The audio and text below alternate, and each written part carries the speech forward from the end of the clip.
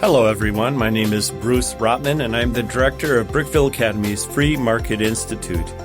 Our Free Market Institute's goal is to promote understanding and appreciation of markets in our society among Brookfield Academy students, our BA community, and the larger community as well. We host speakers, produce podcasts and blogs, and continually think about how we can explore different ways to learn about the principles of a free society. Welcome today. This is Bruce Rottman, and today I'm with Adrian Yin and Zach Weinar. And these two juniors got the chance to visit the Reagan Ranch Center in the Reagan Ranch in Santa Barbara. And they went there last month, and I'm just asking them a few questions about their experience. So the first question is basically, Zach or Adrian, why did you get interested in this opportunity? Yeah, so we first got interested in this opportunity from Mr. Rottman, of course, and we looked into it, and we thought it was a great opportunity. And I also knew about YAF a little bit beforehand from some YouTube videos that showed up, so I thought it'd be a good opportunity to learn and meet new people. Great. YAF stands for Young America's Foundation, and it's headquartered nationally in Virginia, but the Reagan Ranch Centers in Santa Barbara, where Ronald Reagan, the president, had a ranch. So tell us a little bit about how you got there, you flew into Santa Barbara. What was that like? Yeah, so we flew into Santa Barbara on a Wednesday afternoon, early afternoon, and we spent a lot of time on the first day getting to know everyone. I think that was one of the probably most social days that we had. We got to talk to everyone, meet everyone. And our first day, we get heard straight from Michael Reagan, which is one of the sons of Ronald Reagan. That he actually was adopted by Ronald Reagan. And after that, we kind of got to the hotels. But it was really interesting to meet everyone on the first day and get to hear straight from one of Reagan's sons on the very first day. About how many students were there? 132. Wow, okay. Yeah. And so you were all hosted at various hotels in Santa Barbara? Yeah, there's like 4 hotels. All within walking distance or not? Yeah, it was walking distance. Okay, what did you think of Santa Barbara? We didn't see that much of it, but it was really pretty. Like, you'll have the constant backdrop of the mountains. And it was just, I know. The mountains. Much different than Wisconsin. Yeah. The ocean. Really? It's different than Wisconsin? Yeah. Wow. I think when you were there, it was very cold here, and it was like 75 there, right? Yeah. So, yeah. So what was was there a theme of this conference?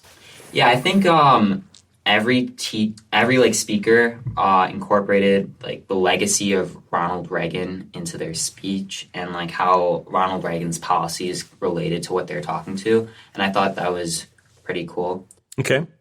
And I thought there was a big theme of both political and economics in the talks. They try to keep a good balance between political speakers and economic speakers. So we got to hear a good mix of both. Okay. And so Reagan was president 1980 to 1988. So that's at the tail end of the Cold War. And he had his ranch. Did you visit his ranch? Yeah, we visited the ranch on the second day. I thought it was super cool. What was the trip up there like? Oh, well, it was an interesting bus ride up. It was really pretty. Like, you could see the Pacific Ocean from like a really high view, and the road was very very rocky. We thought we were going to like the middle of nowhere. There's like no houses or anything, and it was very steep. But it was a long drive, but it felt really secluded, which was added to like the atmosphere of like the ranch. So cool. Reagan's house is kind of a Western White House in a sense. I mean, was it like palatial? Was it opulent? Was it amazing? It was actually much smaller than me and Zach thought. It was. We actually were in the same tour group, so we got to see the house together. We kind of looked at each other because the house was very, very small, and in fact, Reagan themselves had to add on to it, and it still felt small. We kind of really got to realize the humbleness of Ronald Reagan, and especially like how his normal private life was. They were talking a lot about his bed was, for him and his wife, was 2 twin beds zip tied together, and the bed wasn't even long enough for Reagan to sleep on, so he added a little ottoman at the end of it. So I just really got to see what he lived by and his true values. Yeah, and we also saw surrounding the house was this really long fence, and they said that he built that fence by hand. So he would spend hours and hours each day. The most powerful man in the world, well, basically like the most powerful man in the world, is making a fence by hand. It was really cool. To see. Chopping wood, Yeah. riding his horses. Yeah. A very interesting guy. So you heard from various speakers. Do you remember any of the favorite speakers that you heard, and what did they talk about? I think one of my personal favorite speakers was an economics professor from Hillsdale College. His name was Dr. Bert Folsom. And he had an interesting talk because instead of just lecturing us about concepts on and on and on, he kept us interested because he always kept a few examples integrated into his talk. So he talked a lot about private enterprise and their advantage over government enterprises, government-owned enterprises. And he gave examples such as like the telegraph companies who, when owned by governments, were very successful, but when sold to private enterprise who had an incentive to earn more money, they did much better. Yeah, I also really like Dr. Bert Folsom. He was really funny. He like provided funny examples in his speech. And then also Anne McKinley, I think her name was.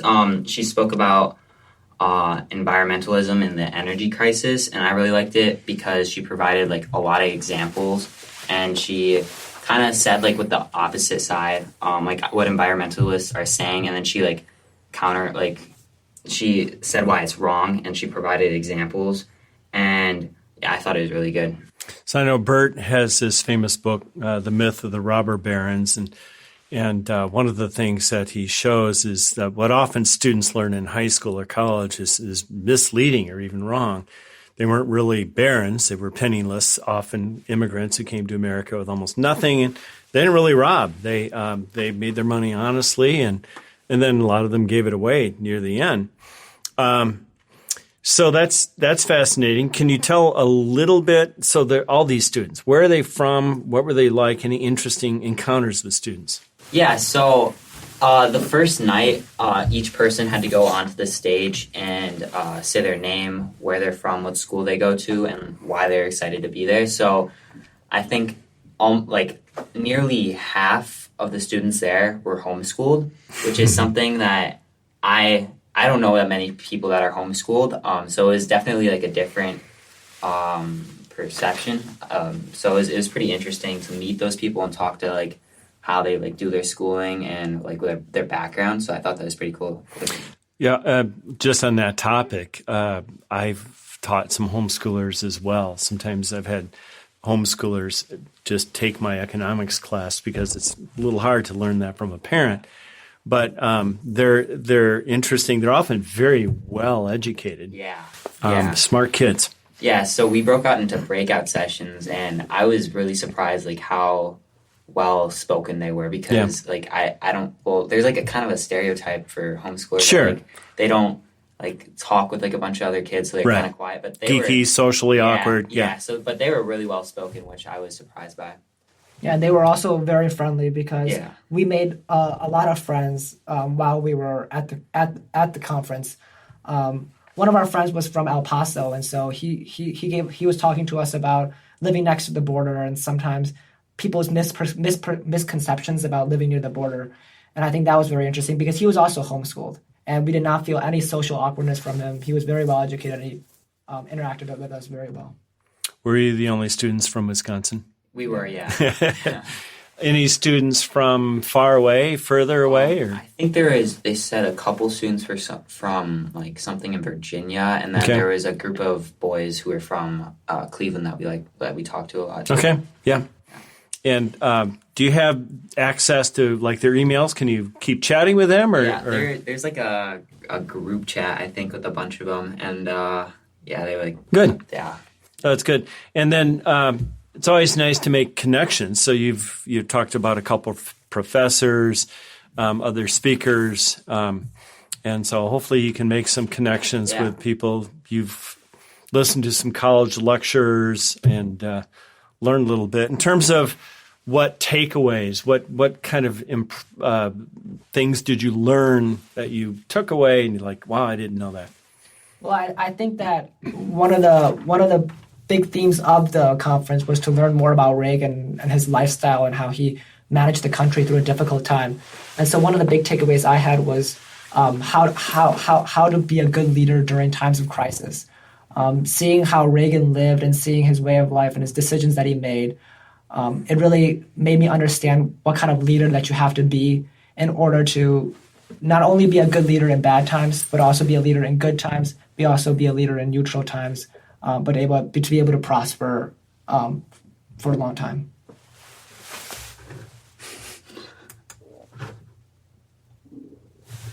Okay, and so, well, I have one small confession to make. When Reagan was running for president, I thought he was would be a horrible president. So now, you got to keep in mind, I just graduated from college, and colleges will will alter how you think. I have come to really admire him as well. I mean, he actually understood economics. He actually was very kind. He had a great sense of humor. Anybody talk about his sense of humor? Yeah, they talked about I forgot his name, but the the naval head. J.J. Quinn. J.J. Quinn. Okay. Yeah. His son actually talked a lot about it. Michael Reagan actually talked a lot about his dad's sense of humor during the opening night banquet.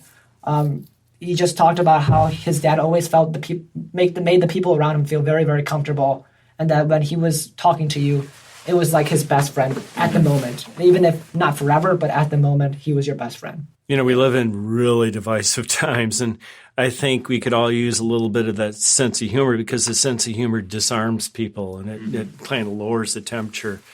And then Reagan, of course, I think one of his most famous lines is "Tear down that wall." Did that ever come up?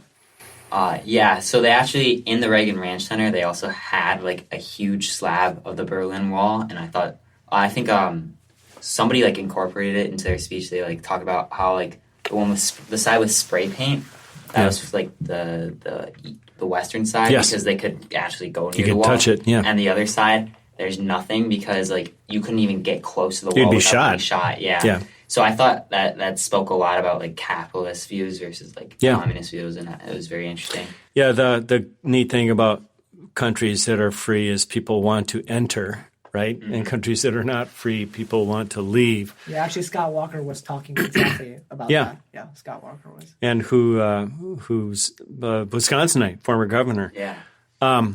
I remember when Reagan said, "Mr. Gorbachev, tear down this wall." Okay, so that's probably thinking 1985, 86, something like that. And I remember thinking, at the time I didn't like him very much. I thought, the guy's nuts. That wall will never come down. And so I think it's a testament to what can happen. You never know what can happen. There's always hope. All right. Thank you, guys. And it's good to hear from you. And hopefully Brookfield Academy can send some more students to future seminars from Young America's Foundation. Yeah, it was a good experience. Thank you. Thank you for having me. Thank you.